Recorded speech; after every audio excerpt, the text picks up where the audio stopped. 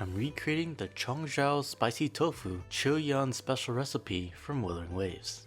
Based off of the image and the in-game description, I'm gonna assume that this dish has influences from Sichuan cuisine. So in a large pot, add oil and then I'm adding a few aromatics, ginger slices, garlic cloves, and the white parts of a green onion. And then a very important ingredient, whole Sichuan peppercorns. Stir fry the aromatics in this oil to fragrance it. After a few minutes, remove all the solids from the oil and only leave the fragrant oil in the pot. Next up is, well, more aromatics. I'm adding crushed garlic, bean paste, and tomato paste. Stir fry all these pastes for a minute and then I'm adding in my vegetables. It isn't clear what the in-game recipe uses, so I'm just using my own personal preferences that I believe would fit. These are halved oyster mushrooms and then a few bunches of enoki mushrooms. I didn't see any green in the picture, but if I could, I would also add stuff like bok choy or cabbage as well. Stir fry the mushrooms for a minute and then cover with a stock of your choice, or water.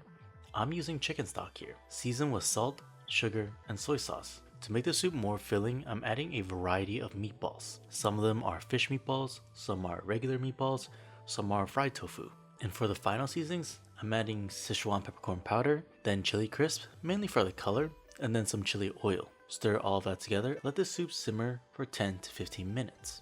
Near the end of the simmering process, also add a small amount of a cornstarch slurry. I'm not trying to turn this into a thick curry-like, but I want the soup to have a little bit of viscosity to it. Alright, the soup is almost done. Now it's time for the tofu. I'm adding cubed medium firm tofu and letting the soup go for another 5 minutes. I'm adding the tofu later than everything else, mainly to ensure that the tofu doesn't fall apart for the shots later on. Even so, I wouldn't add the tofu right away with everything else unless you don't mind the tofu falling apart in the soup as you eat it, whatever your preference is. And that completes the cooking portion of the soup. I'm gently bringing some of the tofu to sit at the top of the soup for the shots and pictures. And finally, garnishing the soup with sliced green onions.